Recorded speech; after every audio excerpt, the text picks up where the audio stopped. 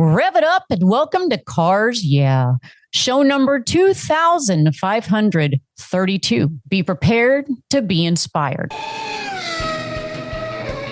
This is Cars Yeah, where you'll enjoy interviews with inspiring automotive enthusiasts. I'm founder Mark Green, and I've handed the keys to this car over to Ginger Baker Rust, who's a lifelong enthusiast. Ginger's here to provide you with a fuel injection of automotive inspiration. So get in, sit down, and buckle up and get ready for a fun ride here on Cars Yeah. Hello, inspiring automotive enthusiasts, and welcome to Cars Yeah. Today, we're in the great city of Boston, Massachusetts, with a really good friend and a very popular celebrity influencer by the name of Harmon Cap, famously known as Boston Be a Man. Hello, Boston. Welcome to Cars Yeah. Do you have it in gear, and are you ready to release the clutch? Well, thanks for having me. Let's break the speed limit here.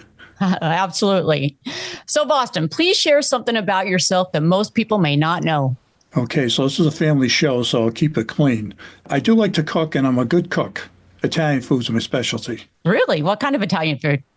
I make a mean meatball. You know, I do the raviolis, homemade raviolis, lasagna, everything, the whole gamut. And do you do the sauce like that takes all day or 2 days? Well, we call it gravy.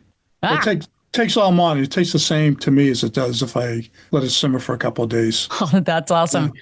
Well, here in the South, gravy's very different to us than it is to Italians up north. That's a big debate up here, too, whether it's called gravy or sauce. It's a big debate up here. Oh, that's funny. So let me tell you a little bit about my friend Boston. Boston, the social media sensation known as the Be a Man guy, with over 9 million followers globally and a very successful book with the fitting title, Be a Man, The Ultimate Guide, where he discusses what it takes to be a man. He is funny and insightful, sharing stories and pearls of wisdom. Be a Man celebrates and pokes fun at the strengths and flaws of men today in an entirely satirical, sometimes controversial way when he offers timeless advice on how to be a man, including never ask for directions or use a GPS, just drive around forever. Fall asleep watching TV, then get mad when somebody changes the channel. If you can't fix something, just chuck the wrench. And if you can't find what you're looking for in the store, don't ask for help. Just walk out. The Be a Man guy takes his followers and readers into his early years, from learning math from his uncle, the bookie, to discovering deep truths about life from the patrons who drank and gambled at his family's bar in East Boston. Whether in stories or one-liners, the Be a Man guy will make you laugh and shake your head in recognition. Be a Man, the Ultimate Guide, lets men of the world and the women that might love them know they are not alone. Boston has a love for racing and is a fellow automotive enthusiast. So let's take a ride to get to know the personal side of Boston, Be a Man. Boston, let's go a little deeper into the corner of the world and share with us more about your journey from growing up in your family's bar to becoming the Be a Man guy. How did it all get started? Okay, as far as the Be a Man thing, my partner, Joe, was doing a lot of different things, trying to get things to work on social media. They had some live streams going, and it really wasn't profitable or paying off for them for all the time they were putting in. So they had me come in and record. They said, come up with something 30 seconds or less. So I came up with, I didn't like the way a lot of my nephews act, of that generation. It's like, I think they should be more manly and not so serious about things. So I made a lot of fun of what they do and how they act, and wrote a bunch. We recorded it, and I said we could call it Do the Right Thing or Be a Man. And Joe said, let's call it Be a Man. Say what you're going to say, and then say Be a Man after it.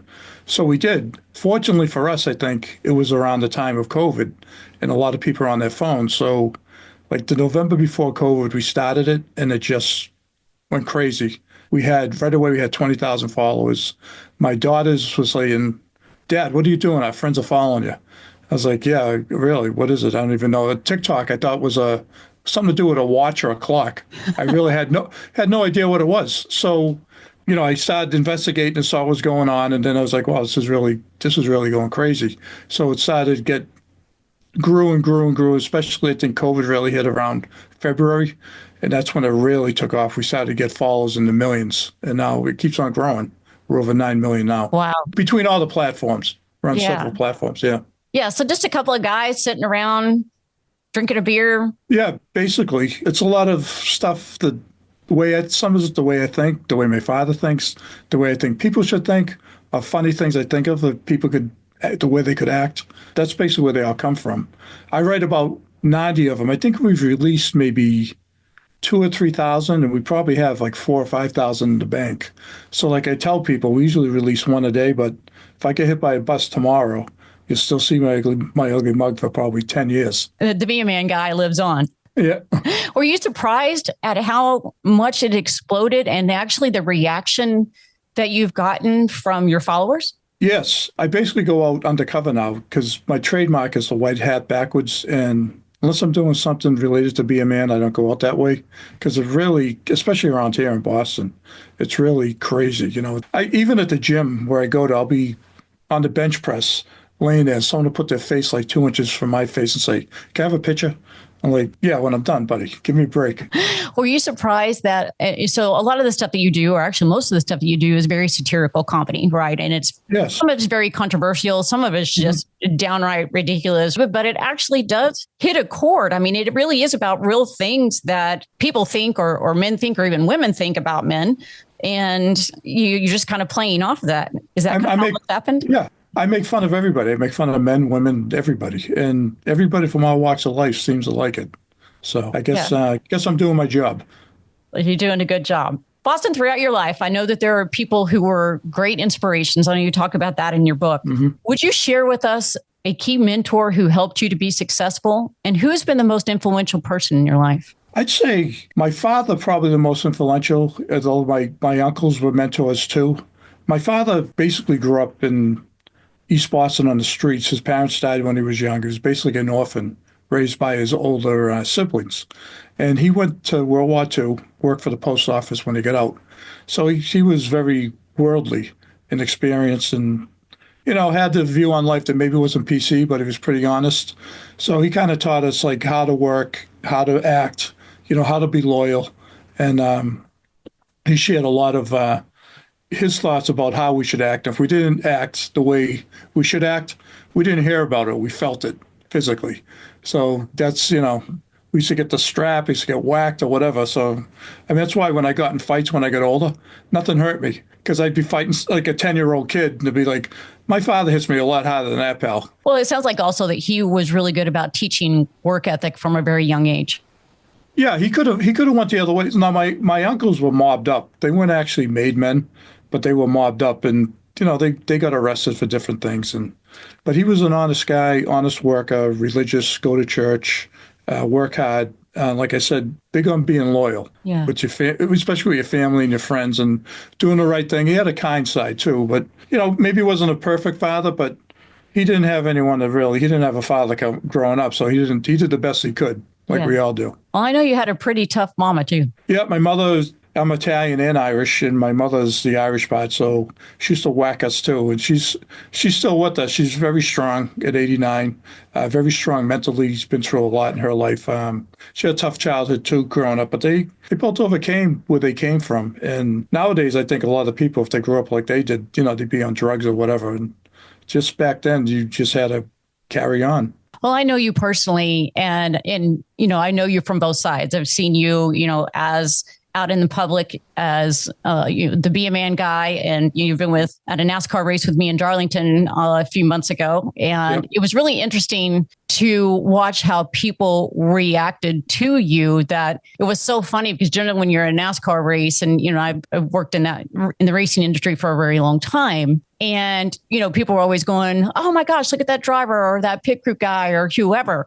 But it was so funny to watch the drivers, the Cup Series drivers, or all the drivers in the pit crew, becoming like little fans and like running up to you, wanting to get your picture. It was so crazy. So, oh my gosh, this is the Be a Man guy. That was like a totally different experience. What did you think of that?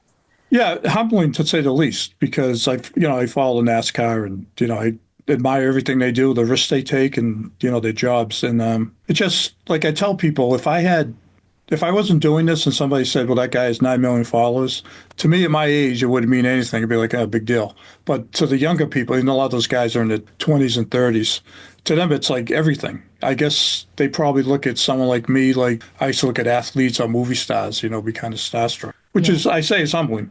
I don't understand it, but I do appreciate it. Well, and like I said, I know you from a personal side too. And, the kind of person that you are, that you're actually kind of quiet, as a person, and like you said, very humble. You really care about people, and you really have an understanding of your followers and your audience, and not just from the popularity aspect, but from a personal aspect. I know that you've shared a couple of stories, with me about, one of the young guys that follow you that wrote in and, talked to you about mental health, and by your satirical comedy that you've been able to open the door for conversations to take place that are uncomfortable. Never share your feelings, be a man. But actually, yeah, we've had a few people who called to say I actually saved their lives because they were down and out. They started watching our stuff and they made them happy and turned their lives around. I don't know if that's true, but I know a lot of people have said that they've reconnected with family members or friends, parents who haven't talked to each other in years. You have fathers and sons sharing it. Existing relationships, it's made it stronger. It's like, that's all I hear is like, I share your stuff every day. Everybody tells me that where I go, oh, I always share your stuff every day. And I'm like, you follow too, right? Like, yep. So I make sure they're following it. But yeah, humbling to say the least. Well, and I found it really interesting too, as a woman, because, some of the things that you say are, again, controversial and could, kind of make us women mad. But then on the other hand, a lot of women have also reached out, and I can say this personally too, from just, again, knowing you, but that they've reached out and said, hey, we don't necessarily like what you always have to say, but you've made conversations more comfortable for me to have with my significant other, with the man in my life. Yeah, I'd say like 90% of the men like it, maybe 60% of the women. Like I say, I make fun of everything and everyone, men, women, and whoever. And they have to take it with a grain of salt, some of it, because obviously it's not the way I think. It's not true. It's just something to laugh at. Yeah. Let's everyone needs to lighten up a little bit, maybe. Do you think that because everything started during, all this started during the COVID era, when everybody was at home and really having to, think about things in their life and seeing life differently, do you think that was part of the huge impact on this? Absolutely. Definitely a big impact, because I know the numbers really rose when people were working out of the house or couldn't work. And they were on their phone all day just looking at stuff. And it's lucky enough for my, what do they call it, FYP, for your page. I don't even know the terms. I just record. I just do it. But you just tell you to get in the seat and you drive, right? yeah. It's like it shows up on people's pages automatically. And luckily for us, people like it, and it's really taken off. And definitely COVID was a big influence on it. It was bad in some ways. It was good for us. Well, that's awesome. So Boston, getting under the hood a little bit, can you please share with us a difficult challenge or failure or obstacle that you faced, whether in personal life or business? Tell us how you overcame that situation. What did you learn? Well, growing up in a violent neighborhood, in a violent environment, being whacked a lot and getting in fights and stuff in the street, I definitely, and being Italian, I'm Italian and Irish, so I'm obviously going to have anger issues. So I had some really bad anger issues, petty about a lot of things. And I never went to therapy. Don't go to therapy, be a man. I never went to therapy or anything like that. I think I just kind of finally outgrew it and grew up. But I really had, I'd be out drinking and, looking for fights and everything else when I was younger. And it wasn't a good way to be. Nowadays, if I was like that, I'm talking like years ago, but nowadays, you get shot or stabbed or whatever, probably. Yeah. Do you find that when you are looking back now, when all this started, back in 2019 to 2020, do you find now, especially after you wrote your book and you've heard from people and you've been really have to take a real good look at your life up until then, that you have changed and seen things from a whole different direction that you think that you would have if this hadn't happened for you? Yeah, probably. I know one thing that's happened. I'm not, like you say, I'm a quiet guy. I'm not, I don't go in the crowd and make a lot of noise or anything. I'm just kind of laid back. And, for me to go for a show we sold out the Wilbur Theater in Boston, 1,200 people. I've never done public speaking or anything like that. And I went out there and I was fine. I was with an accomplished actor who's done tons of movies, has done a lot of big shows on HBO and sitcoms and everything else. And he had a partner and he was like, aren't you nervous? I'm like, no. How come you? He's like, I got butterflies. I can't help it. I'm all, how's that possible that the other guy that's made millions of dollars acting, and I'm just some idiot, and I'm not nervous, and you are. So I don't know. Maybe it's helped me relax, show me a different side of life. I'm not sure, but that's something that probably happened. Well, everybody, I think, has a bucket list. Could you share with us what you'd still like to accomplish in this next chapter of life? I definitely want to travel Europe. I want to see Italy, Ireland, England, where a lot of my ancestors are from. We still have a lot of cousins over there and in all those countries. So I wouldn't mind going there and checking it out, seeing what's going on. Other than that, I'm a pretty simple guy. There's not a lot I need to accomplish, but I definitely, everyone says you haven't been to Italy, so I want to go. I'm going to go and, see other countries too.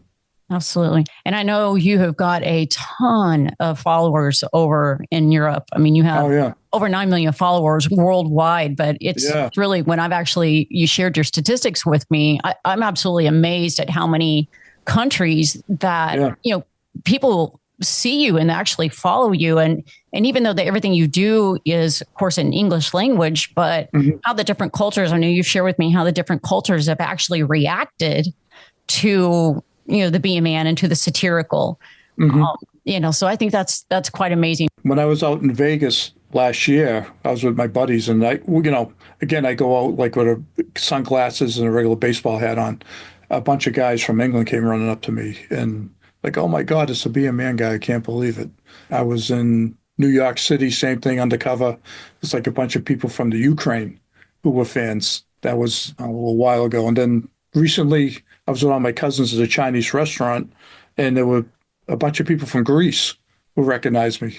So people it's humbling, believe me, it really is. And I appreciate it. But to me, it's like, I never get excited about anything. Be a man. Yeah. But the people I'm with can't believe it. They're like, oh my God, these people from other countries are in love with you.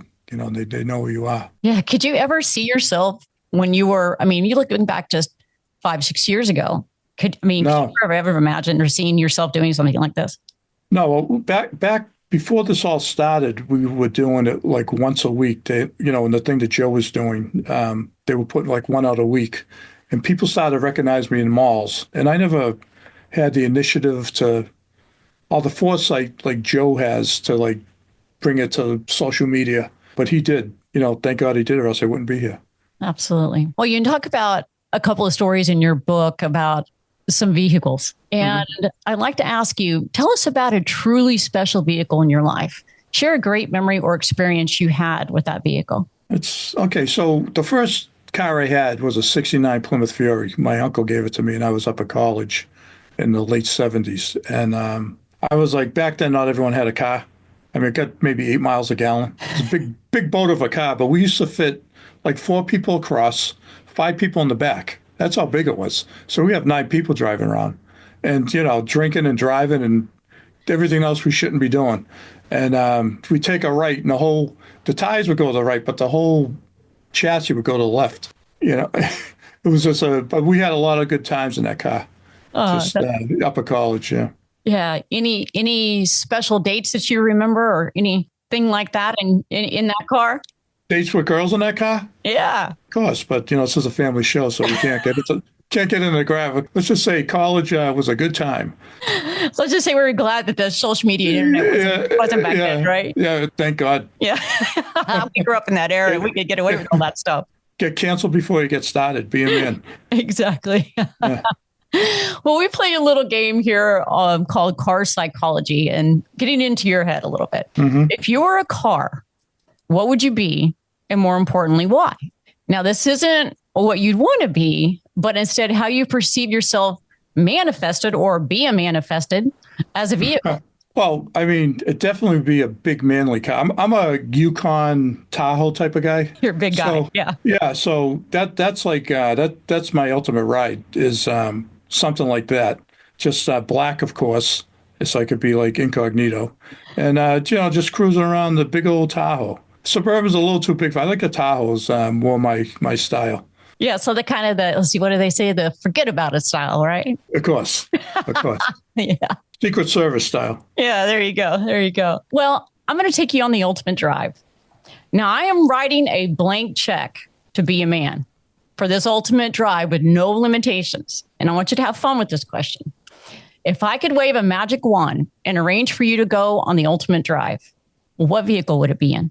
Probably Pontiac 442 from the 70s. That was a pretty cool car. It's a Ooh, nice. Now you got to be a muscle car. Be a man, guys. Got to drive a muscle car, right? absolutely. Yeah, yeah, yeah. So definitely that would be my car. Yeah. Who would it be with? Okay, in that car, definitely a supermodel. You can anyone in particular? Well, Christy Brinkley in her prime. How's that? Oh, there you go. Okay, Who would be driving? You or Christy? she'd be driving later, but I'd start. Of course. You got to be a man, right?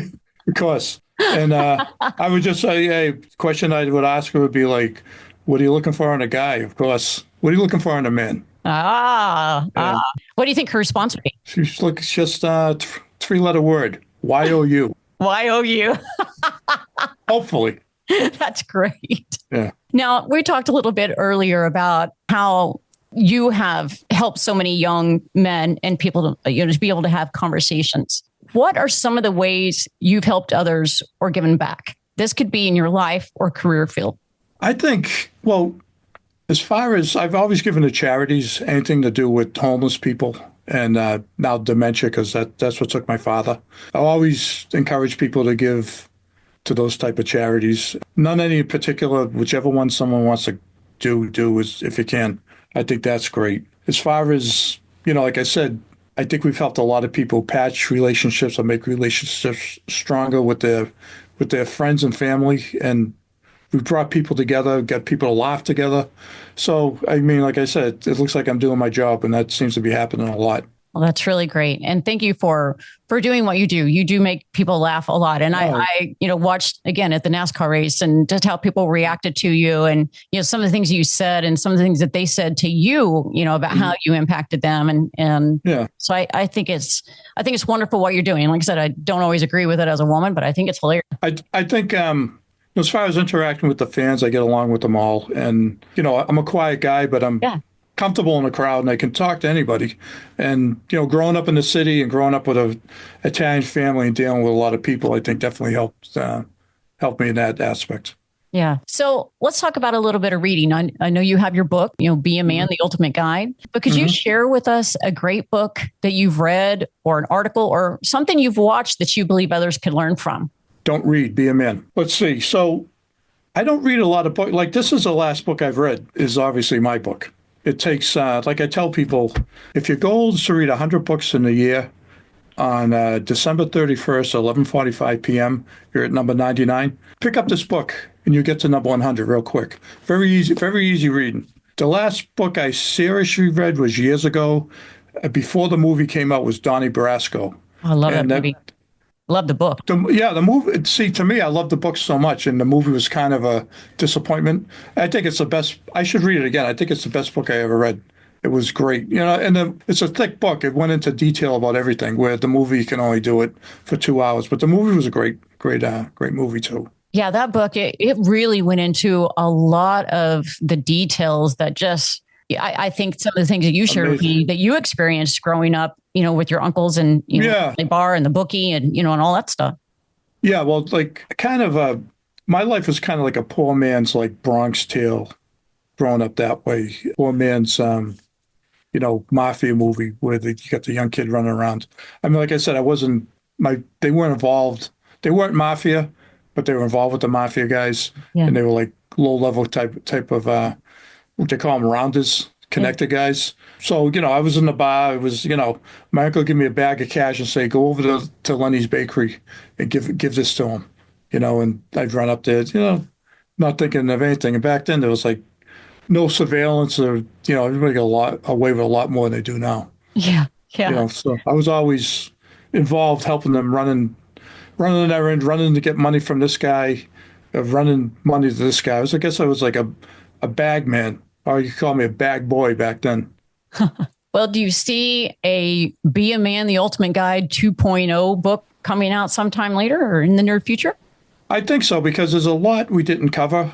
We were on a deadline when we did it. We had Kristen Bell and Dak Shepard who are fans. They do a podcast together, and Joe developed a relationship with them. And they found us an agent and a publisher and all that, and we had to do it by a certain time. But there's a lot we didn't do, and I think we're definitely going to start working on a part 2. Oh, that's great. It's been interesting too. You mentioned some of the celebrities. It's funny how many celebrities actually follow your social media platforms, which is again something that's really interesting. Most of the time, people really follow them, right? But because they're an actor or WWE or something like that. But you actually have quite a few celebrity followers. Yeah, a lot of them, a lot of comedians, a lot of athletes and actors and stuff, but, a lot of comedians like Shane Gillis, we've become very close with him. He's like the hottest guy right now. And, Tom Segura, Ryan Long, Chris DiStefano, tons of comedians and podcasts and comedy things. They're our biggest fans. I mean, you have a lot of athletes and actors are fans too. Well, that's really cool. Could you, just a little bit of parting thoughts here. Could you give our listeners a final parting words of wisdom and advice about life or business? Do you have a favorite quote or a mantra that has meaning to you? Well, I think in business nowadays, if somebody wants to get into doing what I'm doing, I think obviously go online, AI, Google, YouTube, teach you anything you need to know, technically too. It'll teach you. But, when you go out and get experience doing the stuff out on the street, I think is the best experience you can get. And there's you use the other tools I just mentioned as far as a guideline of how to build something, you can do it, how to build up your social media presence. Do you encourage people to reach out to you? Have you had people reach out to you to say, how do you do this? Yeah, people talk to Joe all the time. He should charge a consultant fee, but he's a good guy and he doesn't. Because he's basically the brains behind the whole thing. I'm just kind of like the face and I write everything. And he's like the brains of it. He knows all the hashtags, the colors, the time we have to put out there. And he has it all down to a science. So he knows all the technical stuff. So you're kind of like Tom Cruise's character in Days of Thunder, that you just ride in on the motorcycle and they tell you to get in and drive the car, but you don't know anything about the wheels. That's basically it. I'm just the man. Just the man. Yeah. Finally, could you tell us the best way that our listeners can learn more about you or your business? I would say the best thing to go, we're available on all platforms. So, go to Boston Beaman, BostonBeaman.com anywhere. And that'll bring you to links, to our webpage and to buy the book, merchandise. We have signed copies of the book you can order directly through us too. And that'll bring you if you want to buy anything. But as far as seeing our content, just go to Boston Beaman on any platform. We're on 10 or 15 different platforms right now. And you can, if someone wants to reach out to me directly, they can just email me at marketing@bostonbeaman.com. Oh, that's great. Yeah. Listeners, you can find links to everything we've talked about here today at carsyeah.com on the Boston Beaman link on the notes page. Boston, I want to thank you for being so generous with your time and sharing your experiences with our listeners. And again, I know you professionally and personally, and it's amazing to watch how you are as a person and then the character. I hope that there's people that will follow you and give you an opportunity to get to know you better and to follow you and, to laugh with you. Yeah, I mean, I encourage everybody to, in life, just do the right thing. In life, act normal. Don't be jealous. Go to the gym, drink a few beers, have some fun, enjoy your life, be a man. On that note, until we talk again, and I will see you down the road. Thank you so much for joining us here today on Cars Yeah. Drive on over to carsyeah.com to find today's guest show notes and inspiring automotive fun. Download your free copy of Filler Up. It's an ebook filled with gorgeous photos of fuel filler fun, including quotes from our inspiring automotive enthusiasts. While you're on the website, sign up for weekly blogs and a whole lot more. Download your copy today, and Ginger will see you next time here on Cars Yeah.